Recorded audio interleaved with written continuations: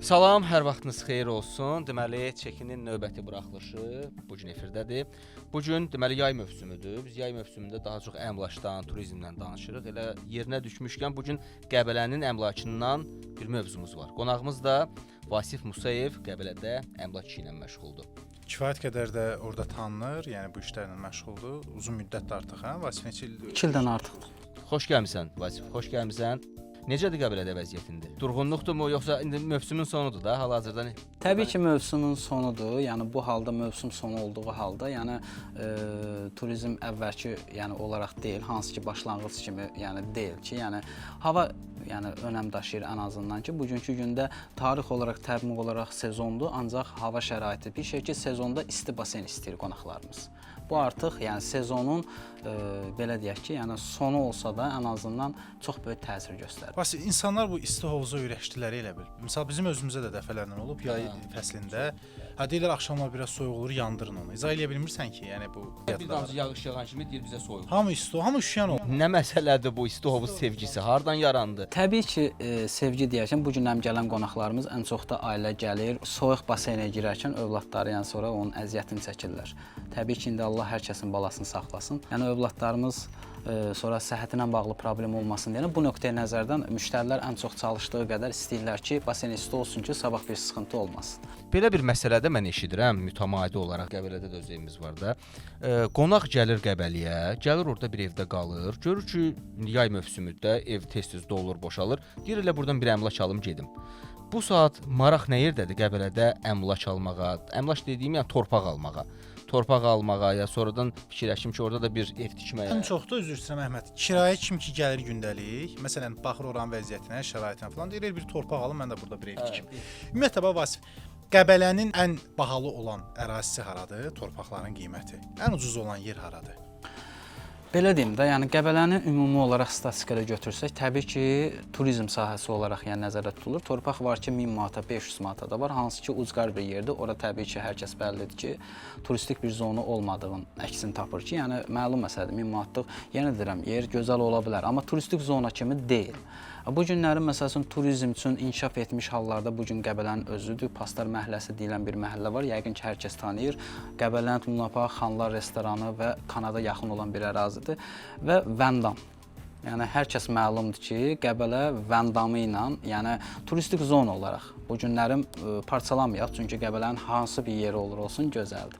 500 manatlıq ərazisinə getsəz, yəni Qəbələdir, hansı halda olur olsun. Bəs o dediyin ərazilərdə paslar mərkəzdə qiymət neçədir? Yəni ən baha olanlar var ərazidə. Tam olaraq bir rəqəm demək bəlkə də məqsədə uyğun olmaz ki, hansı ki mən bir rəqəm deyərəm. Ancaq keçən illərim 15 minə tapa bilirdik ki, hansı ki paslarda, bu illərim 18 minə düşmə variant axtarırıq, yəni paslarda. Bəs bizdə olan məlumata görə mərkəzdə elə ərazilər var ki, sotu 30-35 mindir. Bu rəqəm düzdür? Bəli, bəli. Yəni belə deyim də, ola bilər turizm sahəsi olaraq biraz şişirdilmiş qiymət ola bilər təbii ki. Ancaq ümumi olaraq Qəbələnin özündən götürürəm ki, Qəbələnin pastar və mərkəz deyilən bir hissəsindən ki, 15 mindən 30 minə qədər. Aha, torpağın sotu. Bəli, bəli, bir sot. Yəni belə çıxır ki, indi Qəbəliyə maraq da çoxdur və burada elə sənin dediyin söz yadıma düşdü ki, Qəbələdə torpağı olan milyonçu olacaq. Yəni demək artıq bu bir reallıqdır da. Artıq mən belə deyim də, yəni müəyyən bir kilən çəkilişlərim də var. Çox insanlar onu paylaşım edib, təşəkkür edirəm. Qəbələdə 2 sot torpağın varsa, sən artıq 2 addım öndəsən. Aha. Və ya Qəbələdə əmlakın varsa, sən artıq milyonçusan deyə bir söz işlətmişəm. Təbii ki, çəkilişlərimdə yolla gedə-gedə çəkdiyim videolar var. Bu öz əksini tapıb hansı halda? Bunu nəyə əsasən demirsən? Onu bir izah Bunu edəsən. ona əsasən demişəm ki, yəni bu günlərim Qəbələ hər kəs bilir ki, Azərbaycanda turizmin paytaxtı kimi seçilibdir və bu günlərim Qəbələdə turizm sahəsində 6% artım var. Bu artıq Qəbələnin inkişafı, Qəbələnin günü-gündən artımı deməkdir. Yəni torpaq artımından getmir. Təbii ki, turistik zona olaraq, yəni mən bu cür fikirlərimi paylaşıram, bu cür çatdırıram fikrimi ki, yəni Qəbələ ildən ilə artım turistinin gəlişi olur. Məsələn, Həm də üzr istəyirəm, yollar falan da düzəldi axı. Məncə o da bir növ. Onu da vurğulayım ki, yəni bu gündən məsəl üçün əvvəl Qəbələyə hansı ki əvvəl deyərkən bir 5 il bundan öncəyə toxunaq ki, Qəbələ 2 xətt üzərində idi. 3 saat yarım, hətta 4 saata gəlirdiniz Qəbələyə, hansı ki bu gün gələn qonaqlarımız. Amma bugünkü gündə Qəbələ artıq yolu Bakıdan Qəbələyə qədər olan M4 magistral asfaltdır. Düzdür, işlər gedir, hal-hazırda tam yekunlaşmasa da, amma hansı ki müəyyən bir qismi var ki, deyərim ki 80% hətta hazırdır ki, zaten məsələn Vəndamın özündə bir dəqiqə bazar sökülür, abadlaşma işləri gedir. Bu artıq Bakıdan Qəbələyə gələn sürücülərin 2 saat və 2 saat yarım ərzində gəlib çatmağı deməkdir. 3 saat yarım hara, yəni 1 saat belə fərq eləyir yolların Qəbələyə yəni gələn müştərilərimizin yol müqayisəsinə görə. İndi alış çoxalıbmı torpaq alışı Qəbələdə ötən illə müqayisədə? Yəni yol düzələndən sonra? Əlbəttə ki, yəni həqiqətən çox artım olubdur ki, bugünkü gündə belə deyim, məsəl üçün keçənki ilə müqayisə eləsə, sezonda artıq kimsə ev rezerv etmək istəyirsə, bir həftə 10 gün öncədən zəng edirdi, evi rezerv edirdi ki, yəni mən Qəbələyə gedərkən evsiz qalmayacağam.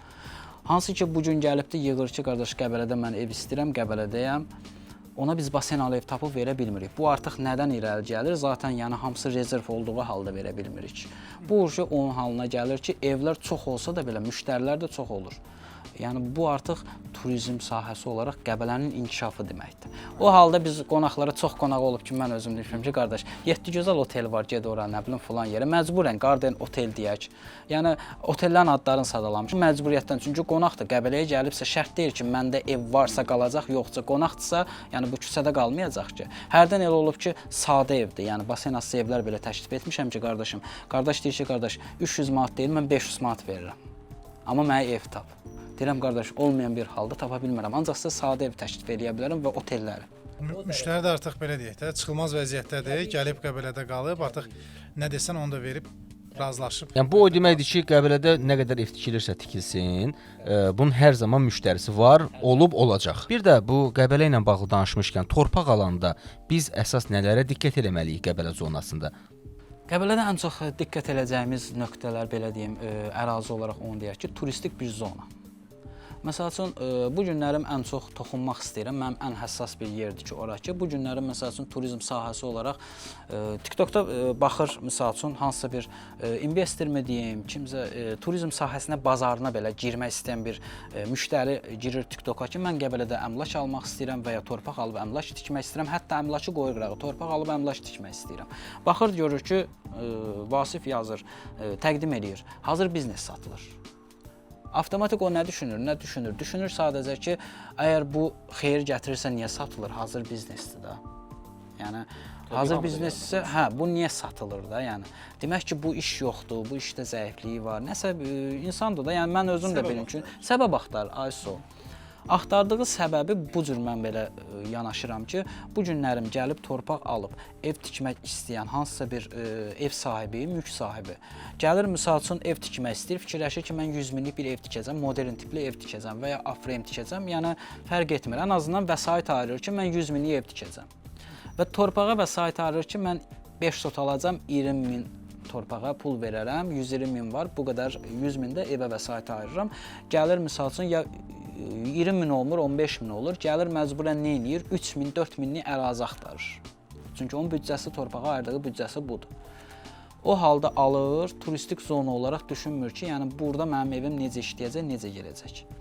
Sezon gəlir, indi normal bir şeydir. Bu günlərim qonaqlar zəng eləyir bizə, deyir ki, mən turistik bir zona demir də. Yəni dediyi, sadaladığı yerlərdir ki, Luna Park, yəni müəyyən bir turizm sahəsi olaraq istirahət mərkəzlərinin adlarını sadalayır. Nohurgöl olsun, istər Yeddigözəl olsun. Hansı ki, bunun gedib həmin qardaşın aldığı 3 minlik torpağın sotu. Bu dediyim, adın sadaladığım məkanlardan uzaq bir yer olur. Müştəri də o seçimdə oranı seçmir, avtomatik evində biraz zəiflik olur və sonda fikirləşir ki, mən işlədə bilmirəm, mən bunu satıram. Vasif, gəl bunu bir dənə konkretləşdirək. Sən çox izah elədin. Nəyə diqqət eləsin? Bunun mənzərəli olmasına, belə deyək də, görkəmli olmasına və məkanın yerinə. İnfrastruktur da önəmlidir də, dediyin kimi asfalt yox. Onlar biz konkret desən? Aha, nələr məsələn? Təbii ki, hər kəsə bəllidir ki, dağı, çayı, asfaltdan çox içəri olmamağı, bunlar vacibdir. Yəni ən vacib olan şeylər bunlardır. Və evin rahatlığı da evin təbii ki, orada tikəcək evin komfortu önəm daşıyır. Aydın məsələdir. Ancaq ən əsas bu günlərin müştəriyə biz şəkilə atanda evlə bağlı. Müştəri evin içindəki şəkillərə baxa bilər, amma evin içindəki komfortu görmür. Yəni gəlib orada qalmayınca görmür. Ancaq şəkil atırsan. Ərazini soruşanda, hansısa bir kəndin adını deyəndə ona tanış gəlmir o ad. Və avtomatik seçim eləyir ki, mən Yedgözə şəlalə tərəf istəyirəm və ya Nohur gölü tərəf istəyirəm və ya Nohur qışlaq istəyirəm, Luna Park tərəf istəyirəm və bu adlarım qonaq sadalayır. Sənin üçün komfort önəmlidir, bax yoxsa? Mənim üçün hər ikisi önəmlidir. İkisinin bir-birini tamam. Mən məsələn ev şəraitsiz. Sən yox da sən. Mən çoxam. Mənim üçün təbiət önəmlidir. Təbiətə önəm verir. Mən çadır da qurub qalaram. Amma əksər adamlar bizim evimizə gələnlər də nə deyir? Evə gəlir, məsələn, soba var, nə bilim, yemək qızdıran var, falan var. Baxırsan ki, yəni şəhərin mərkəzində evindən qab yuyan aparat var. Bu niyə istəyirsən evin içində? onu tələb eləyirlər. Amma mən düşünürəm ki, yəni rayona gedirsən, nə bilim, hansısa bir kəndə gedirsən istirahət eləməyə. Biraz da fiziki iş gör də, biraz özünü.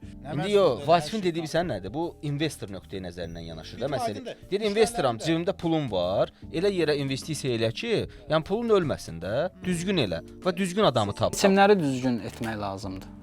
Və nəticədə düzgün adamla rastlaşmalıdır o Qəbələdə ki, ona düzgün istiqamət verə bilsin. Belə deyim də, yəni mən deyərdim ki, Allah hamının ruzusunu yetirsin. Yəni vasitəçilər heç vaxt istəməz ki, gələn müştəriyə pis bir yeri tanıtsın. Nəyə görə? Çünki o oradan aldığı halda sabah ev tikəcək, nə edəcək? Həmin vasitəçi işləmək mövzusuna gələndə, o onu işləyə bilməyəndə, yəni arada bir sərin bir, təbii ki, narazılıq olacaq. O halda sadəcə qonağın büdcəsi deyilən bir şey var. Bu günlərim siz gəlib mənə deyirsiniz ki, sotu 3 minlik torpaq tap, mən sizə Vəndamda 3 minlik torpaq necə tapa bilərəm? Avtomatik düşünürəm ki, hansı ərazilərdir? Ya Nohur qışlaqda biraz içəri girəcək, hansı ki, bir dəqiqə üçün Nohur qışlaqda 3 minlik torpaq tapmaq olmur. Yəni neçədə orada torpaqlar? Valla, yəni belə normalda 3 minə taparıq ki, 1 kilometr içərilərdə, yəni 4, 5, 6 ta 10 minə qədər. Təbii ki, magistrala yaxın olmayan yerlərdən gedir. Magistralın tam kənarında var ki, hansı ki, ərazi Norqışdaq ərazisidir, orada 12 min, 13 minə də var. Yəni ortalama neçədən başlayır indi? Ortalama 3 mindən başlayır deyərdik. Bu kəndlərdən. Bəli, Nohurqışlaq kəndindən. Ancaq asfaltdan, Nohurqışlaq asfaltından içəri olan bir ərazilərdən gedir təbii ki. Bildiyimiz qədər Vəndamda torpaq da qalmayıb satılır. Artıq böyük əksəriyyəti satılır. Maşallah olsun, satıldıqca tapılır. Təbii ki, keçənki ilə, inişilki ilə müqayisə eləsək, əlbəttə ki. Bəs perspektiv nöqteyi nəzərdən haranı uğurlu görsən? Məsələn, müştərilər torpaq almaq istəyən adamlar Qəbələdən sırf turizm məqsədi ilə. Turizm yoxsa investisiya? Həm investisiya, həm də investisiya. yəni zaten turizmə çevirəcək də. Əlbəttə, məsələn, investisiya deyərkən belə deyim. Məsələn, müştəri var ki, gəlir Qəbələdə bazara girmək istəyir, hansı ki, torpaq alıb satmaq. Zaten kirayə ya ev tikmək düşüncəsi deyil. Məsəl üçün, büdcəsi var, istəyir ki, gəlsin torpağı alsın. Ərazinin bazar qiyməti 5000-dir, 4000-ə düşmə variantdır. Alır, bu gün alır, sabah satır. Yəni normal bir şeydir də, düşmə variantlardır.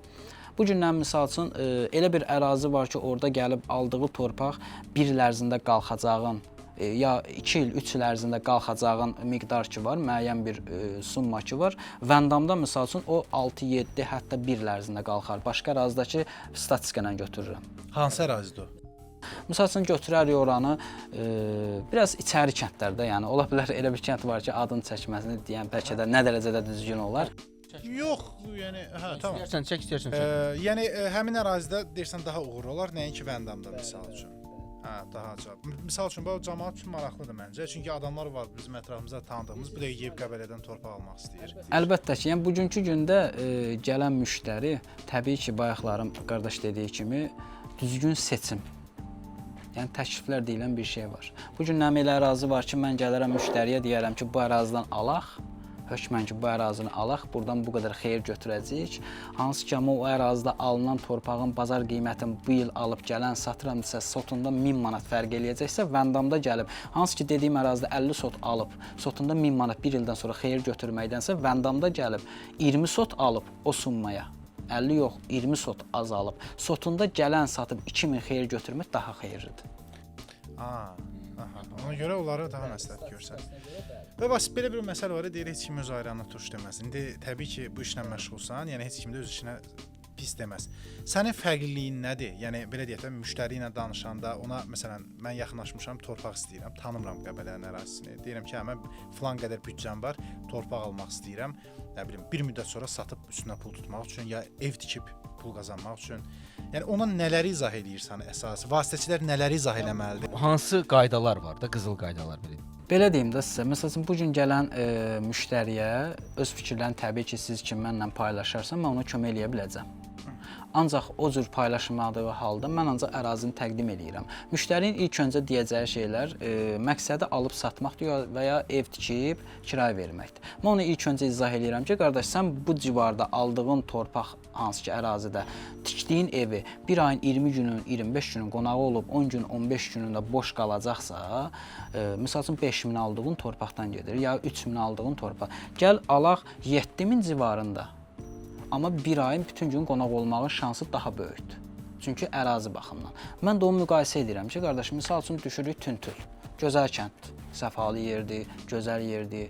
Mən özüm bəyənirəm. Amma bu günəm Tüntüldə misal üçün magistral yoldan, hansı ki, mərkəzdən çox içəri olan bir yerdir. Bu günlərin büdcəsinə görə ora gedib təklif olunur, alınır. Yer də görür. Mən neçə dənə müştərim var ki, mən Tüntüldə torpaq satmışam, bu günəm ev tikir, hətta tikintisini belə mən aparıram. Yəni bu bir məsuliyyətdir təbii ki. Onun tikintisini belə özüm aparıram, amma bu halda mən ona qabaqcadan deyirəm ki, ola bilər də, yəni içəridir. Deyir qardaş, büdcəmə görədir. Yəni mən ona qabaqcadan, çünki sabahlarım ev hazır olduğu halda mənə deyər ki, arada bir narahatçılıq yaranar ki, qardaş, yəni təkliflərimi sizə dediyim və variantları da dedim. Ən azından mənim də söz haqqım olar ki, qardaş, mən bunları deyim. İstəmirəm, gözəl yerdir. Bu günlərim hər kəs bilir ki, Tüntüldə ürək afrem var, ad çəkməyəcəm. Qonşumuzdur bizim. Qonşumuzda. Hə. Biz ondan böyrədir bizim evimizdə, yan-yana. Hə. Maşallah olsun, məsələn, çox gözəl ərazidə götürüb, içəri girməyib, ayındakı bütün günü qonağı var. Bax indi Vəndamda, Nohurda torpaq sahəsi qurtardıqca indi sırada gəlir Tüntül, ondan sonra Yengizəsi var. Yəni bu sahələrin perspektivi açılır da, yəni təbii olar. Təbii ki, açılır deyərkən artıq açılıbdır. Ki, oradan gedib almayın ki, orada işləməyəcək. Yox, əstəğfurullah. Məsəl üçün 3 il bundan öncə Tüntüldə heç kim gedib torpaq almırdı. Nə mənada almırdı? Yəni kənd olaraq, yəni sadəcə olaraq turistik zona olaraq işlənmirdi. Bu günlərim artıq Tüntül belə deyəm ki, Vəndam qədər torpaq satılır. Aydındır. Vəndam dolduğu üçün artıq insanlar biraz aşağı büdcə ilə, hə, torpaq sahəsi azalır. Torpaq sahəsi azalır və bir dənə afrem tikilir, bir afremin bölünə biri tikilir, ikidir. Artıq ora nə oldu? Axınış oldu. Bu axınışda artıq Tüntüldə 5 dənə, 6 dənə, 10 dənə, 15 dənə evlərin olmağı artıq Tüntülün belə bir perspektivliyi deməkdir. Nəinki Tüntül, indi digərlər var, Seyid Qışlaq istiqaməti var. Təbii ki, mövzu tək Tüntül olaraq, yəni demirəm. Sadəcə ümumi olaraq belə müqayisə elədim ki, Vəndama yaxındır, Norquşdaqdan sonra turistik zona olaraq. Bəs Qəbələnin yuxarı hissələri necədir? Bu Bum, Qəmərvan zonaları, torpaq alqı-satqısı baxımından. Ora maraq nə yerdədir? Oran marağı ən çox bugünkü gündə Qəbələnin mərkəzinə yaxın olduğu üçün daha çox tələbat var ki, hansı ki, ora təbii ki, hər kəs bilir ki, dağı, çayı, mənzərəsi də çox gözəldir. Yəni oranın mənzərəsi təbii ki, Vəndamdan heç də geri qalmır. Basit sual var, bir daha doğrusu deyim var, deyir indi al, gələnlə qiymətlər qalxacaq falan. O satış taktikasıdır, yoxsa həqiqətən də Reallıqdır bu. Yox, indi baxır onu kim deyir, nə fikirlə yanaşıbdır, onu deməkdir. Hə, yəni alladır mənə yəqin. Bu mövzu artıq onu deyən bir insanın öz düşüncəsi ilə yanaşmağı daha düzgün olar. Bu günlərin misal üçün bu gün al sabah deyərkən mən misal üçün bu gün alıb sabah satmaq məsələsinə qalanda mən misal üçün müştərilərə bu cür təklif edirəm ki, ərazinin bazar qiymətindən aşağı qiymətdə düşmə variant deyirik. Əlim yandı deyirik. Aha. Hər kəsin yəni eşitdiyi bir söz var ki, əlim yandı torpaq alıb onu satmaq daha rahatdır və daha xeyirlidir. Onu da gərək tapasan da. 2 dənə şərt var. Bu investisiya üçün bir var ölü yatırım, bir var qazanım. Məsəl üçün bugünkü gündə hər kəs bilir ki, Bunutda Həzrədə qaz yoxdur. İnfrastruktur zəifdir. Təbii ki, qaz yoxdur, amma başqa kommunallar var, asfaltı var. Ancaq bu gün alıb oranı qazın çəkildiyindən gözləmək olsa, yəni təbii ki, buna yatırım lazımdır. Artıq mən gedib 100 minlik torpaq alıramsa, gələni satıram deyə yox. Oranın qazına vaxt çəkiləcəksə, onu da satmalıyam. Onda da qiymət olmayacaq da. Təbii ki, onda çox, məsəl üçün bunu mən aldım 2 ildən sonra 3000-ə aldığım torpağı 2 ildən sonra 4000-ə satacağamsa, amma qaz çəkilsə 7000, yəni ən azı 50-50-yə. Basit özün torpaq alqı-satqısı məsələn, Bəli, bəli. Özün şəxsən özün alırsan, satırsan. Bəli, bəli. Yəni belə deyək də, yəni sir deyilsə, ən yüksək nə qazanmısan qısa bir müddətdə Qəbələdə torpaq, məsələn 2000 alıb. Rəqəm səsləndirməyə Bir də il sonra. bilər. Hə. Yox, yəni orada məsələn nə vaxtsa da 2000 alıb məsələn 5000-ə satmısan bir il sonra ya 10.000-ə nə bilim bilmirəm də, yəni o belə bir şey də. Bir su iç sonra denən, su iç sonra deyərsən. O mövzuda ki, su yadıma düşdü. Deyirəm ki, biz öyrənək, biz də gedək oradan. Yox, təbii ki, özümə rəva bildiyim, məsləhət bildiyim əraziləri çalışdığım qədər müştərilərlə paylaşıram. Bu paylaşmaq mənim birinci növbədə borcumdur. İşimin məsuliyyətidir və mən boynumun borcudur ki, çünki bugünkü gündə, yəni təbii ki, Qəbələnin hər yeri mən ala bilmərəm. O qədər imkan sahibi də deyiləm. Allaha həmd olsun. İndi reklam təbii ki, ehtiyac yox, gözə nəfsə gələr. Bir də Vasif, mənim bir sənə maraqlıdır. Bu hissələri çıxardarıq. Bu sual həmişə mənə maraqlı olub. Bayaq da dedim, bu ümumiyyətlə get-gedə bildiyim qədər yığışılır bu məsələdə. Bu qız oğlana ev vermək məsələsi. Yəni əksər adamlar, bu işlə məşğul olanlar, kirayə ev verənlər, hə. Məsələn soruşur, qardaş, ailəlisiz, ailə deyilsiz. Qız oğlana ev vermək və verməmək kimi bir qayda var. Yəni bəzi ev sahibləri deyir, hə mənim üçün fərqi yoxdur, evimdə yəni müştəridir, gəlib qalsın. Bəzi adamlar da var, deyir yox, bir mənalı şəkildə ailə olmalıdır və hətta nikahla bağlı sənəd də tələb eləyirlər. Ümumiyyətlə bu yanaşma sənin fikrincə doğrudur ya yox? Nədən asılıdır?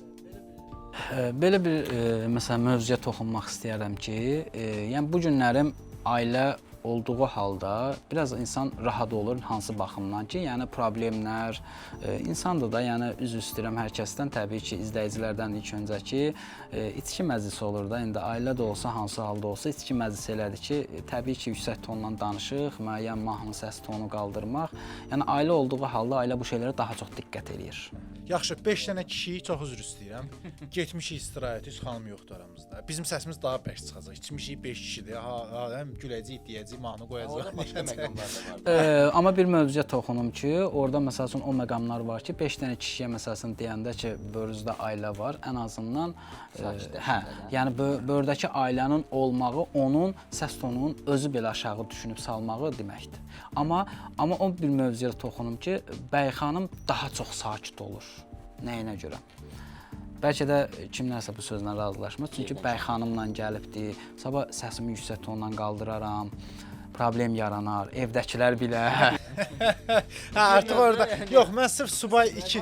Ailə sərbəst olur. Zaten ailəyəm də, uzaq baş deyəcək ki, hə, yaxşı qığı, yenə öz bildiyini eləyəcək. Amma bəy xanıma bir dəfə deyəndə avtomatik çəkilir. Burada bir evdən gizlilik anlayışı var da. Yəni məsələ burasıdır. Amma otellərdə bu qayda yoxdur bildiyim qədər. Əksər otellərdə o tələb yoxdur. Əvvəllər var idi, yadındadırsa, Hə, əvvəllər get-gedə elə bil bir azalır. nikah haqqında şəhadətnamə falan istəyirdilər ki, Hə, otelə gəlmisən, şəhadətnamə var. İndi yığışıb olar. Bax bir də məsələ nədir? Məsəl üçün vasitəçilərin insanları aldatmağı. Yəni bu gün bilirik ki, sən kifayət qədər tanınırsan və yaxud yəni özün rahat şəkildə kamera qarşısına çıxıb belə deyim də üzdə olursan, hə, yəni heç bir qorxacağın, asılacağın, kəsiləcəyin yoxdur. Amma əksər adamlar var ki, məsələn bizim başımıza gəlmişdi. Hə, bizim Behdən savayı bizim evi götürüb şəklini Qubadaymış kimi sosial şəbəkəyə yerləşdirib bir qiymət qoymuşdular və insanlardan beh alırdılar, sonra onları bloka atırdılar. Bu formada da pul qazananlar var. İnsanlar ümumiyyətlə vasitəçi ilə ünsiyyət quranda, gündəlik ev kirayə götürəndə nələrə diqqət eləməlidirlər? Bax o qızıl qayda nədir? Belə bir mövzuya toxunum ki, mən məsəl üçün öz başıma gələn bir macəra deyərdik, kiçik bir macəradır. Məsələn, müştəri mənə zəng elədi, dedi ki, qardaş, linkini atdı mənə bir evi, lüks afreyimdir. Dedi, bunun qiyməti neçəyədir? Dedim, 300 manat, 8 nəfər ailədir, 4 tam yataq otağı var. Qardaş dedi ki, yox, büdcə buna çatmayacaq. Dedim ki, qardaşım, belə 200 manata da evlər var. Məhz bu istədiyiniz evi mən sizə bu qiymətə təklif eləyə bilərəm. Obşum, qonaq deyir ki, yaxşısa bir xəbər deyərəm. Üstündən 1 saat, 2 saat ola bilər, saat fərqi az deyərəm, çox deyərəm. Qonaq mənə özüm yazdım ki, çünki həmin evi başqa müştəri istədi məndən. Geri dönüş elədim ki, qardaş, siz nə qərara gəldiniz? Axı mənə demişdi, 1 saata sizə bir də evdəkilərlə məsləhət eləyim, xəbər eləyəcəm. Dedi, artıq biz tutmuşuq, qardaş, biz 150 manata ev tutmuşuq. Lüks, afreyim, isti baseni, Daha aşağı büdcə. Hə. Daha aşağı. Aşağıdır. Bundan şübhələnməlisən sən avtomatik. Dedim Allah xeyir versin. İndi ola bilər də bu hallar yaranar ki, bugünkü gündə sabahlarım qonaqda evi rezerv edib beh atıbdı, atqaz gedib behə batıb, ev sahibidir. 250 manat verəcəkdi, 100 manat beh atıb. Qonaq dedi ki, istəmirəm, qoy qalsın. Bu hallar da istisna hallarımız var. Mən də bu düşüncə ilə yanaşdım. Sabah oldu, müştəri yığdı məni ki, qardaş, saat 3-ün yarısı 3-ündür. Bu da bir mənlə danışıb, bir də kimlənsə onunla. Hə, yığdı məni ki, qardaş, mənə bir ev, dedim, qardaş, anlamadım, bəlkə də yəqin səhv anlayıb mən bu cür yanaşdım ki, o evi, yaxı mənə demişdi, tutmuşam başqasına, bəlkə elə bir ki, elə tutduğum mənəm, dedi, yox, qardaş, başıma belə bir macəra gəldi, bu gün əmzək çatmır, belə-belə bir problemlə yaşamışam, təbii ki, mən boynumun borcudur, Qəbələyə gələn hər bir qonağı xoş təəssüratla qarşılamaq, təbii ki, yəni boynumun borcudur, əlimdən gələni etmək. İnsanların bir səhv fikri formalaşmasında Qəbələ haqqında. O əlbəttə ki, yəni bu günlərim elə bir insanlara qurbanı olmaq lazım deyil. Demirəm məndən götürsünlər. Təbii ki, vasitəçilər var, hər kəsdən. Amma bir araşdırsınlar. İnsan var ki, bu gün artıq bu gün çox müştərilər artıq nədən qorxur? Beh məsələsindən qorxduğu halda yaxınları bir maklerdən ev götürübsə, avtomatik tövsiyə olunur, məsləhət eləyir. Artıq sosial şəbəkə yox, məsləhət eləyir, Qəbələyə getmək istəyirəm. Hə, biz bir makler var, onunla vasitəçi var, onunla bir neçə dəfə ev götürmüşük. Artıq uje inanc var orada ki, bundan götürübdür. Hə, güvən yaranır. Bu dələduzluq növü də kifayət qədər çoxdur. Kiber dələduzluqdur da bu bir növ. Yəni bunun da qarşısını almaq mümkün deyil. Onca tanış bir. Təbii ki, o Azərbaycanda da deyil. Oturur xaricdə, hansı ki bayaqlarım İsmail bəy qeyd etdiyi kimi sizin evinizi Qubada olduğu halda bu formada atıb, yəni Qəbələnin özündə az baş verməyib də. Yəni bu hadisələr ki, bugünkü gündə beh atılır, qonaqlar gəlir, qalır yolda, çöldə. Yəni bu artıq eləsi insanların əziyyətini biz çəkirik. Mən bir müştərim var, baş ağrıcı olmasın, zəng eləyib, qardaş beh atmaq istəyir, evi təqdim etmişəm. Normaldır, yəni danışırıq hər şey qaydasında. Mənə deyir ki, qardaş, şəxsiyyət vəsiqə ata bilərsən. Yəni bu mənim işimə görə deyil, bəlkə şəxsiyyət vəsiqələn, yəni indi üzr istəyirəm, o qardaşın da haqqına girmirəm. Gəldi, qonağım oldu, özü belə peşman oldu. Yəni dedim, yəni həqiqətən də mən qınama da. Mən yenə haqq qazandırdım bunu. Şəxsiyyət vəsiqəni atdım, dedi ki, bir görüntülü yığa bilərsənmi? Yenə inanc var, insanın qəlbində şübhə var ki, bu bəlkə başqasının şəxsiyyəti. Yığıram, görürəm. Hə, Allahım şahid olsun. Yəni mən ona 100 manat demişdim, 4 günlük götürmüşdü. 300 manatdan opşum 1200 manat edirdi. Dedim 100 manat bəs edir beh. Qardaş 500 manat beh atdı. Hansı ki bu prosesdən sonra artıq bu etibar yarandı, gəldi. Ondan sonra çoxlu atmaq istəyirmiş ona görə. Yox, ona elə məqsəd o 100 manatdan gedirdi. Artıq elə bir, yəni bilirsən necə müştəri artıq belə deyim, vasitəçilər deyərkən vasitəçi var ki, müştəriyə təklif edir, bu qiymətdir, budur. Götürsən götür, götürmə, götürmə. Bax indi mövsüm qurtarır. Bundan sonra insanlar torpaq alqı-satqısına bir baş vursunlarmı yəni? Yox, indi başlayırmı canlanmağa bazar? Yoxsa bunun da vaxtı var. Bazar canlanmağa başlayır. Mən belə deyərdim ki, həqiqətən də, yəni bugünkü gündə artıq bazar belə deyəm, torpaq hansı ki müəyyən torpaq sahibləri var ki, gözləyir. Qış təbii ki, hər kəs bilir ki, kasıbçılıqda qış vapşı qarışqa kimi yayda yığdığımızı qışda yeyirik. Hə, təbii ki, özümə şamil edirəm, izləyicilər yəni pis qəbul eləməsin. Qışda çətinlik olur, torpaq satışları daha çox olur. Həmin vaxtlarda müştərilər artıq sentyabr ayında gəlib Qəbələdə torpaq alıb tikməsə belə 2 sot torpağın qırağıda olmağı bir daha vurğulayıram. Artıq onun 2 addım öndə olmağı deməkdir. Mən belə düşünürəm ki, sonra gec olacaq. Nəyə gec olacaq? Torpaq həmişə var. Ancaq qiymət fərqi var. Bir illərin misal üçün gəlib 10 minə almaq istədiyi torpağı gələn illərim gedib alaram, eyb yox, qoy qalsın deyə düşüncəsindən yanaşan müştərilərimiz gələn gəlsə 10 minə ala bilməyəcək. Aydındır. Yəni vaxtında dəyərləndirmək lazımdır. Bir də Vasif bir məsələ maraqlıdır. Ümumiyyətlə İsmayıllı, Şamaxı, Qəbələ bu zonalardan da, yəni turizm olan zonalarda bizə şəhərə daha yaxın. 35 minə dedim məsələn Qəbələnin mərkəzində elə bir torpaqlar var da, yəni mən də şahid olmuşam. Ümumiyyətlə İsmayılda, Şamaxıda rast gəlmək olar 35 minlik, sot 35 minlik torpağa. Yoxsa bu sırf Qəbələyə məxsusdur? Yəni Qəbələ bir premium brend sayılır axı. Yəni insanlar arasında qiymətlər nöqteyi nəzərdə. Verdiyin sual gözəl sualdır həqiqətən də. Gözləmirdim bu sualı açığın deyim. İsmayıldır, Şamax, Azərbaycan bütün bölgəsi gözəldir. Təbii ki, parçalamırıq. Təbii ki, turizm sahəsi olaraq bazar qiymətindən, torpaqdan gedir söhbət. Bugünkü gündə yəni İsmayıllı özü gözəl bir rayondur, ancaq bu qiymətdə yəni İsmayılda torpaq yoxdur. Yəni bunu hər kəs bilir. Amma gözəl yerdir, dağ mənzərəlidir. Sadəcə bu nəyi fərq eləyir? Bu günlərim Qəbələnin artıq turizmin paytaxtı olmağı artıq bir əksini tapıbdır. Evet. Yəni qiymət də get-gedə qalxacaq. Əlbəttə ki, get-gedə qalxacaq. 5 il bundan öncə Vəndamda torpağın sortu 3, 2, 4, 5 min civarı olduğu halda indi Vəndamda 8 min aşağı torpaq yoxdur. O da tapsaz jackpotdur. Yəni götürün, qaçırmayın. Heç tapılmır da. Hə. Əksəriyyəti Yəni paylaşılır. də turizm inkişaf eləyəcək bundan sonra da. Bəli, Dayanmayacaq. Bəli. Vasif xoş oldu. Həqiqətən də bizə də belə deyim, Bir maraqlı də olan motivasiya oldu məqamlar mənə ki, yəni Gəb Qəbələdə torpaq alım qoyum, elə dediyin kimi olacaq. Təşəkkür edirik, çox sağ ol. Vaxt ayırdın, gəldin. Sağ ol. Var olun, Vaxt ayırdın, var gəldin. olun. Əstəğfurullah, Gəldi. əstəğfurullah. Mənim Yəni düşünürük ki, izləyicilərimiz üçün də maraqlıdır sən dediklərin. Ümumiyyətlə yəni o sahəyə investisiya yatırmaq istəyənlər üçün maraqlıdır. son sözüm Allah hər kəsin ruzusunu yetirsin inşallah. Gecikməyin. Yəni mən bunu deyərdim. Qəbələ günü-gündən inkişaf edir. Qəbələdə 2 sot torpağın varsa, sən artıq milyonçusan. Təşəkkürlər, çox sağ ol.